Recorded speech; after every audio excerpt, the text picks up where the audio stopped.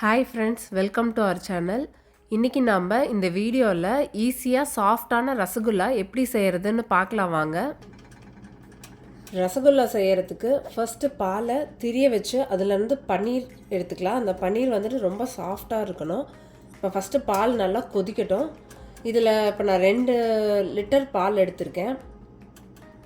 இந்த பாலை காய வைக்கிறதுக்கு நல்லா திக்காக இருக்க பாட்டம் இருக்க பாத்திரமாக எடுத்துக்கோங்க. ஏன்னா பால் அடியில் பிடிக்க ஆரம்பிக்கும் கொதிக்க வரும்போது.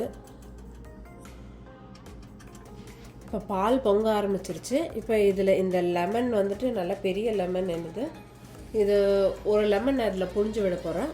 இதோட லெமன் எக்ஸ்ட்ராக்ட் எடுத்துக்கலாம்.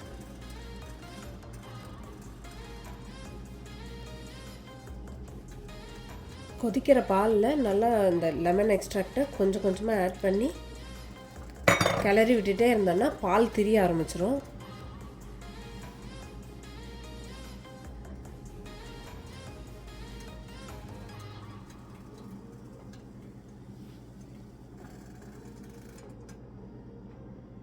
இப்போ இன்னும் கொஞ்சம் ஆட் பண்ணிக்கலாம்.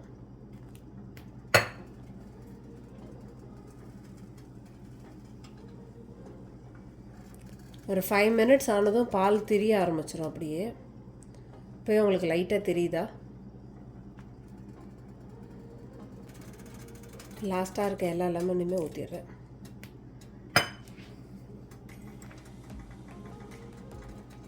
பால் திரிய ஆரம்பிச்சிருச்சு. இன்னும் நல்லா கொதிச்சதுன்னா ஃபுல்லாக திரிஞ்சு வந்துடும்.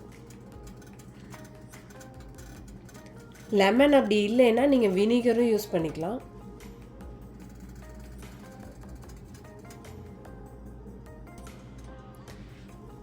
இப்போ பாருங்கள், டோட்டலாக 5 மினிட்ஸில் பால் நல்லா திரிஞ்சிருச்சு. இந்த தண்ணியெல்லாம் டிரான்ஸ்பரண்ட்டாக மாறிடுச்சு. இப்போ இதை எடுத்து ஒரு ஸ்ட்ரெயினரில் நம்ம ஸ்ட்ரெயின் பண்ணி வெறும் பன்னீர் பண்ணுறதுக்காக எடுத்துக்கலாம். இப்போ நம்ம திரிஞ்ச பாலை வடிகட்டுறதுக்கு இந்த மாதிரி ஒரு பெரிய பாத்திரம் வச்சுக்கோங்க. அது மேலே ஸ்ட்ரெயினர் வச்சுட்டு மேலே ஒரு கிளாத் போட்டுக்கோங்க.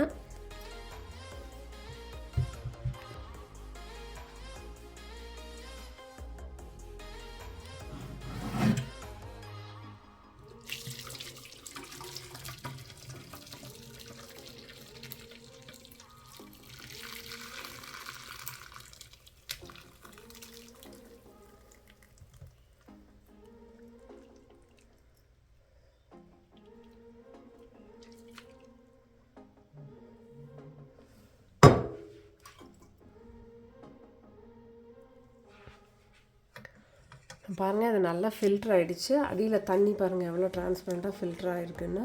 இப்போ இதை நம்ம நார்மல் வாட்டரில் ஒரு 2-3 டைம் கழுவி எடுத்துக்கலாம்.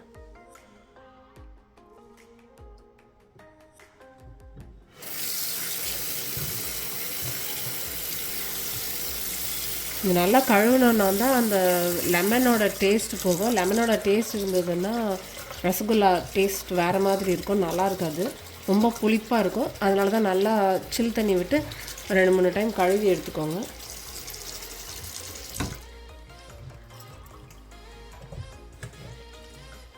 அதை நல்லா கழுவியாச்சு. இதை அப்படியே துணியோடு எடுத்து நல்லா அந்த எக்ஸஸ் வாட்டரெல்லாம் புழிஞ்சு எடுத்துக்கலாம். ஹேங் பண்ணோம்னா தண்ணி புழிஞ்சு எடுக்க முடியும் ஈஸியாக. பட் அப்புறம் பன்னீர் ஹார்ட் ஆயிரும். நமக்கு ரசகுல்லாவுக்கு சாஃப்டாக தான் வேணும். இதுவே பன்னீரை நீங்கள் வச்சுக்கணுன்னா ஹேங் பண்ணி வச்சிங்கன்னா கொஞ்ச நேரத்தில் அதுவே வாட்டர் ஃபுல்லாக ட்ரெயின் ஆகி ஹார்ட் ஆகிடும். அது இப்போ தண்ணி ஃபுல்லாக எடுத்தாச்சு. இப்போ நம்ம பன்னீர் நல்லா சாஃப்டாக இருக்குது. இதுக்கு மேலே கொஞ்சம் சாஃப்டாக என்ன பிசையணும். அப்போ தான் நம்ம ரசகுல்லா என்ன சாஃப்டாக வரும். இப்போ நம்ம ரசகுல்லாவுக்கான சுகர் சிரப் வந்துட்டு ரெடி பண்ணிக்கலாம். அதுக்கு நான் இப்போ 2 லிட்டர் பாலுக்கு 2 கப் சர்க்கரை போட்டுக்கிறேன். இது வந்து 1 கப் மெஷர்மெண்ட் என்னோட. இது 2 கப் சர்க்கரை ஆட் பண்ணிக்கலாம். 2 கப் சர்க்கரைக்கு 4 கப் தண்ணி. ஸோ 1 கப்புக்கு 2 கப்புன்ற மெஷர்மெண்ட்டில் தண்ணி.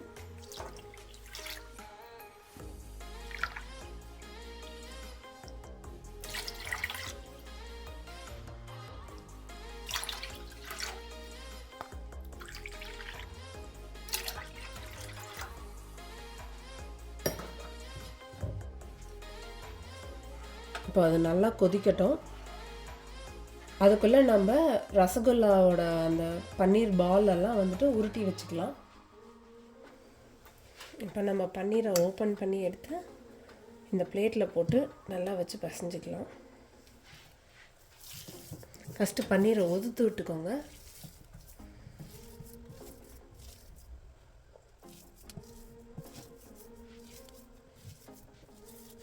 இப்போ இதை நல்லா அமுத்தி பிசைஞ்சு விட்டுக்கோங்க.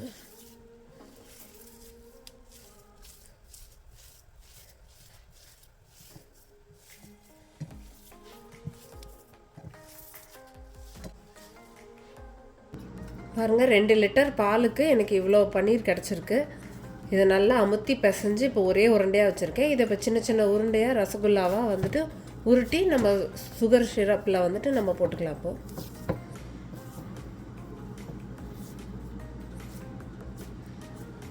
நான் வந்து சின்ன சின்ன உருண்டையாக பிடிக்கிறேன். ஏன்னா அது அந்த சுகர் சிரப்பில் போட்டோம்னா எல்லாம் டபுள் சைஸ் ஆகிடும், நல்லா வெந்து. அதனால் நான் சின்ன சின்னதாக பிடிக்கிறேன் இந்த மாதிரி. இப்போ நம்ம பன்னீர் எல்லாத்தையும் இந்த மாதிரி உருட்டி கொஞ்சம் ஃப்ளாட்டாக தட்டி வச்சுருக்கேன். நான் சின்ன சின்னதாக பண்ணியிருக்கேன். ஏன்னா இது எல்லாமே சக்கரை பாகில் போட்டோம்னா ரொம்ப டபுள் சைஸ்க்கு அப்படியே பெருசாகும். அது நான் சக்கரை பாகில் வேகும்போது பாருங்கள்.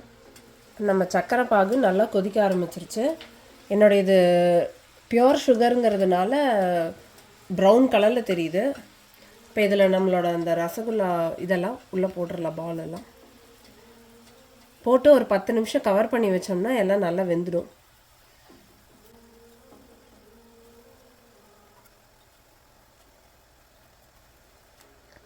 எனக்கு 2 லிட்டர் பாலுக்கு கிட்டத்தட்ட ஒரு 24 கவுண்ட் இந்த சின்ன சின்ன சைஸ்க்கு வந்திருக்கு. இப்போ இதை ஒரு லிட்டு வச்சு கவர் பண்ணி ஒரு 10 மினிட்ஸ் அப்படியே வேக வச்சிடலாம்.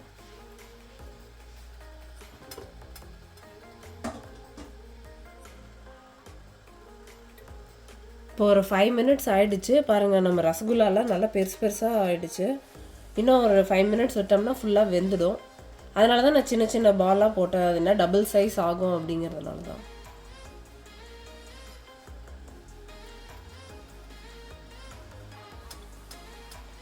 இப்போ 10 மினிட்ஸ் ஆகிடுச்சு. நம்ம ரசகுல்லாலாம் பாருங்கள் நல்லா வெந்துடுச்சு. எல்லாம் டபுள் த சைஸ் ஆகிருக்கு.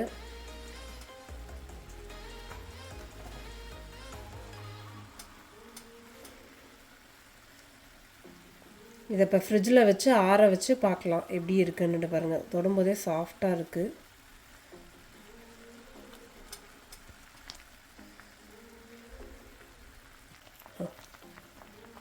நான் முன்னாடியே சொன்னேன் இல்லையா, நான் வந்துட்டு பியோர் சுகர் யூஸ் பண்ணேன் அப்படின்னு சொல்லிட்டு. அதனால் என்னோடய ரசகுல்லாலாம் ஒயிட் கலர்லேருந்து லைட்டாக ப்ரௌன் கலரில், அதாவது சாண்டில் கலரில் மாறிடுச்சு. நீங்கள் யூஸ் பண்ணும்போது பியோர் ஒயிட் சுகர் யூஸ் பண்ணிங்கன்னா உங்களுக்கு அந்த ரசகுல்லாலாம் ஒயிட் கலர்லேயே இருக்கும்.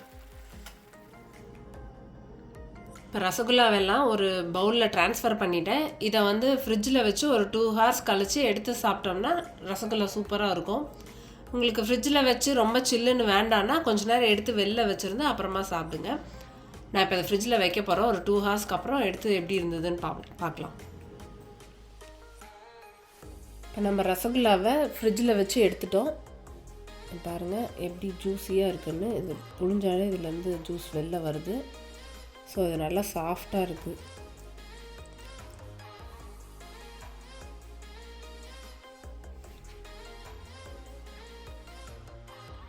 இந்த ரசகுல்லா ரெசிபியை நீங்களும் வீட்டில் ட்ரை பண்ணி பார்த்துட்டு எப்படி இருந்ததுன்னு கீழே கமெண்ட்டில் சொல்லுங்கள். தேங்க்யூ.